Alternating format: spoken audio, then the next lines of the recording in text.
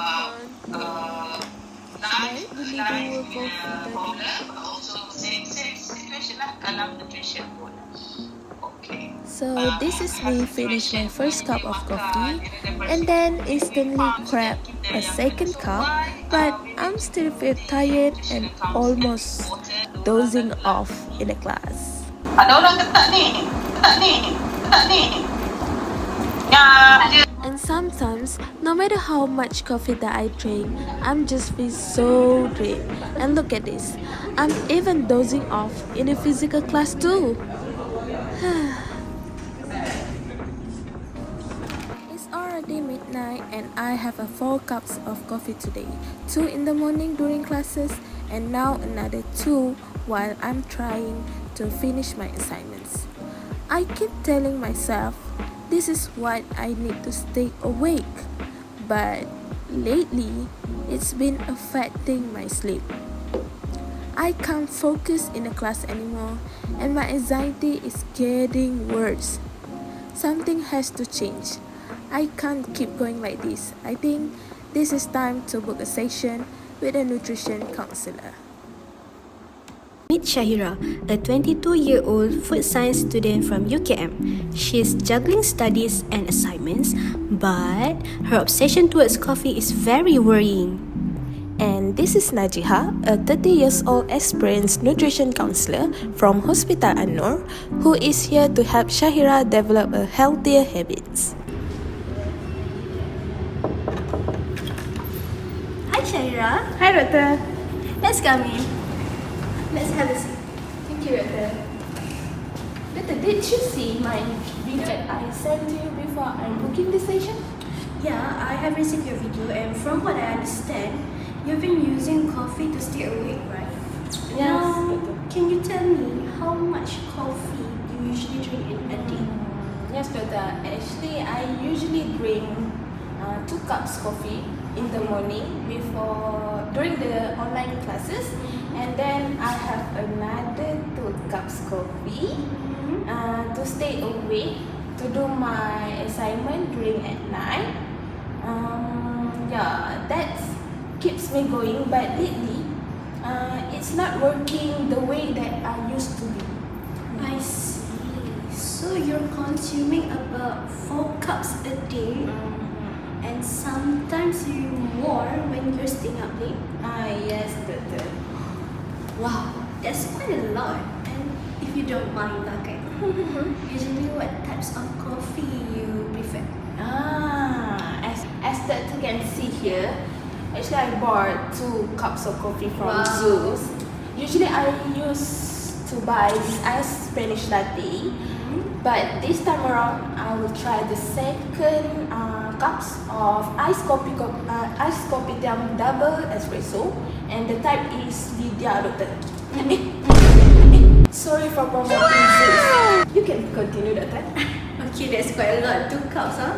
Okay, so yeah, jokes aside, you need to remember when you're drinking coffee, especially at night, when your body is preparing to wind down, it's really not good, and I really not recommend it.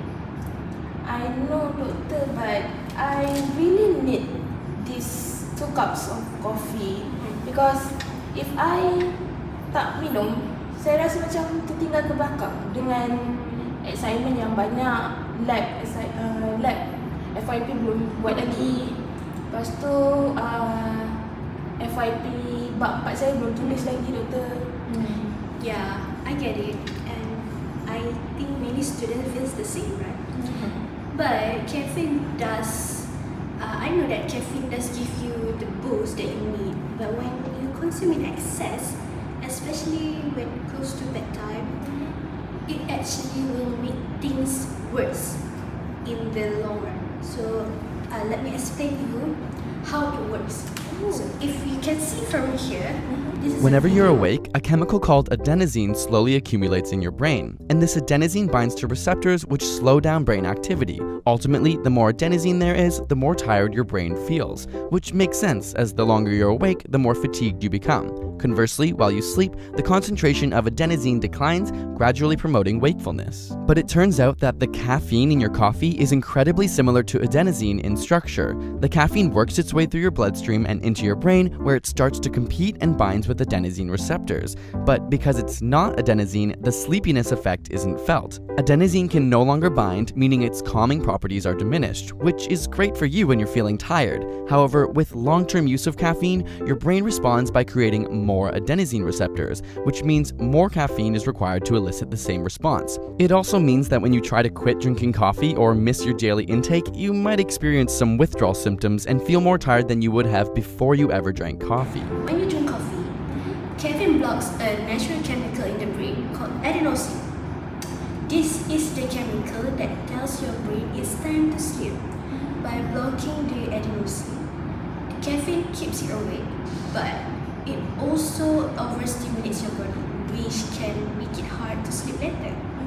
That's why drinking coffee late at night will affect your ability to fall asleep and messes with your sleep cycle. So that's why now I cannot sleep well even drinking 2 cups of coffee. But I thought I need the boost to stay awake to do all the assignments. Yeah, I understand, and it's very common to rely on caffeine to keep you alert. Even I do. But too much of it will give you anxiety, headaches, and dehydration. So you might feel more tired and stressed the next day because it will create a new cycle of fatigue and dependence on coffee to function. So the truth is here, it might feel like it's helping now, but in the long run, it's actually taking a toll on your health. Well, the good news is that you can still stay productive without relying so much on coffee. And I would like to suggest a few healthy habits that can help you manage your energy levels. First, try limiting your coffee to just 1 to 2 cups per day, preferably in the morning, and avoid drinking it in the afternoon or evening as it will disrupt your sleep. Second, instead of coffee at night, try matcha or green tea.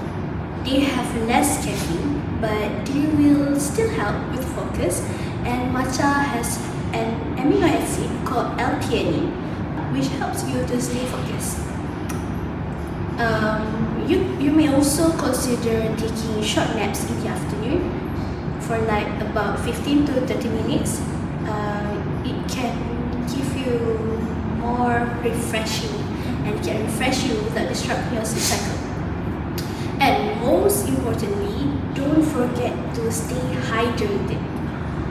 Drink plenty of water throughout the day, and because this will help you from tiredness and it will prevent you by the worsening effect of the caffeine. Matcha, doctor. Yeah. Sound interesting because this generation always relate to matchaholic. Yeah. And I have heard about that, but I was not sure if it was really works on me. But I will definitely try it. Yeah, matcha is great, I'll tell you. And if I'm not mistaken, you like Zeus, right? Yeah. So maybe next time you may change to matcha. But remember, I suggest you to have it in less sugar or less sweet. Try to balance our coffee intake or sugar drink intake. And from the matcha itself, it is an excellent alternative to coffee, especially if you need that boost without feeling jittery. But most importantly, remember that quality sleep is crucial. Having a regular sleep routine will do wonders for your energy levels. Alright, doctor, I will try to switching up my coffee from matcha, but especially from my favorite brand, which is Zeus. Okay, doctor. And then I will try to reduce my coffee intake, which is from 2 cups to 1 cup in the morning. And also I will make sure to drink more water instead of coffee. And then I will try to take a nap when I need to. Yeah, that sounds like a great plan. So, let's track your progress for a week. You okay with that, with the time duration I give you? Yes, sure. Okay. So, I suggest you to keep a simple journal to jot down your coffee consumption, how much water you are drinking, and how well you are sleeping. Sure, doctor. I will do that. I will be more mindful of my energy level, and saya akan bagi tahu doktor lah macam mana saya rasa. Yeah, sure. Alright. So I think that's all. Thank you so much for coming, and most importantly, to get your consultation on your coffee consumption. I hope all is good for you, and I hope all the best for your studies. And yeah, can't wait for your updates. Alright, thank you so much, doctor. Thank you. Caffeine can be your friend when used in moderation. It's important to listen to your body and maintain balance in your routine. With the right approach, you can stay energized without harming your health.